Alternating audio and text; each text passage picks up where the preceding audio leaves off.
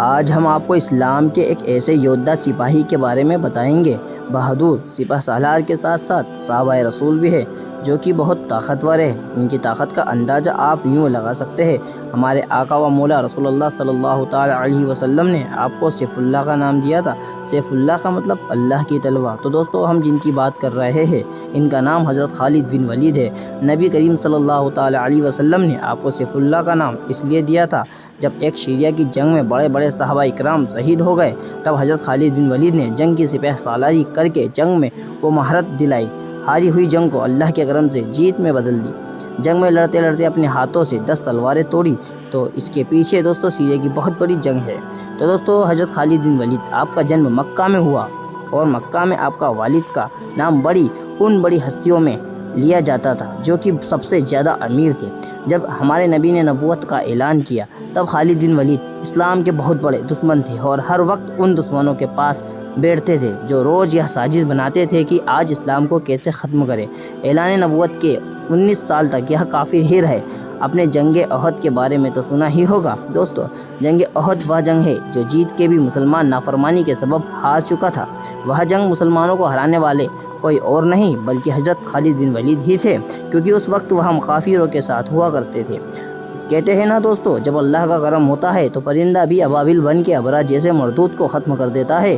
بے شک اللہ کی شان بہت نرالی ہے دوستو، کب جب چیزیں چاہے جیسے ہدایت دے، اور یہی حضرت خالد بن ولید کے ساتھ ہوا۔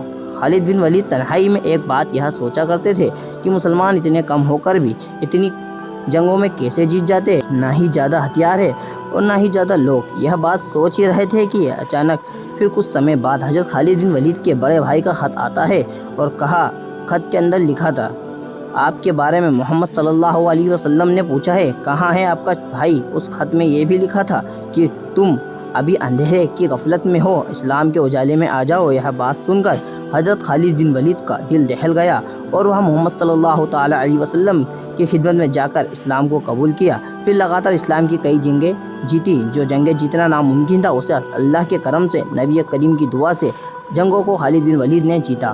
اور دوستو، یہی نہیں، حضرت خالد بن ولید کو جانیے جنہوں نے اپنے سمے کے سپر پاور رومن سامراج اور پرشین سامراج کو دھول چٹائی۔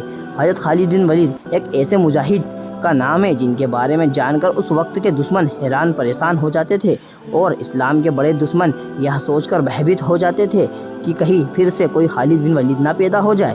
اس لیے یہ لوگ چاہتے ہیں کہ خالد بن ولید کا اتہاس کو بند کر کے رکھا جائے، انہیں نہ سنایا جائے، نہ ان کے اتہاس کا مطالعہ کیا جائے، نہ اس کی سیرت، نہ اس کا اتہاس پڑھا جائے، کیونکہ مرد مجاہد صحابہ رسول کا اتہاس پڑھنے سے اس کا اثر ضرور آتا ہے۔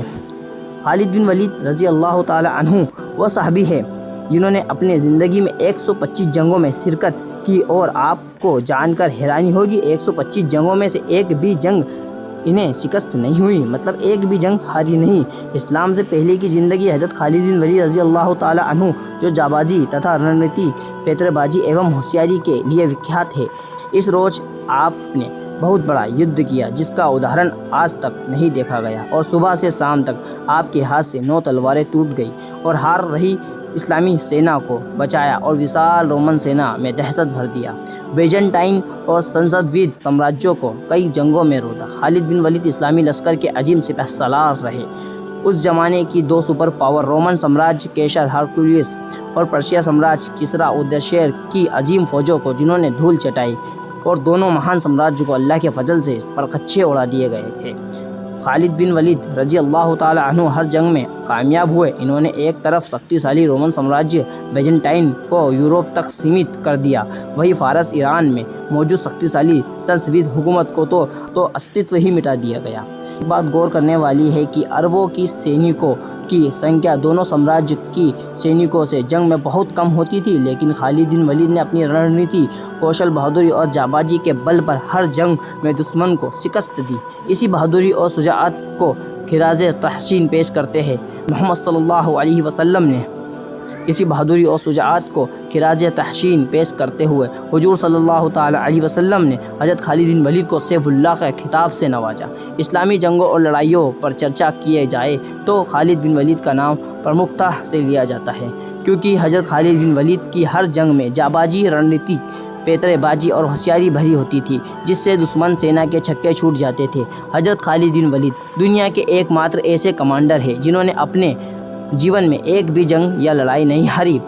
حضرت خالد بن ولید کی وفات سینا کی سیوا سماپتی کے 4 برس بعد سن 642 عیسوی میں ہومس سیریا میں ہوئی تھی۔ آپ کو ہومس میں ہی دفنایا گیا تھا۔ اس استان پر آپ کے نام سے ایک مسجد بھی موجود ہے۔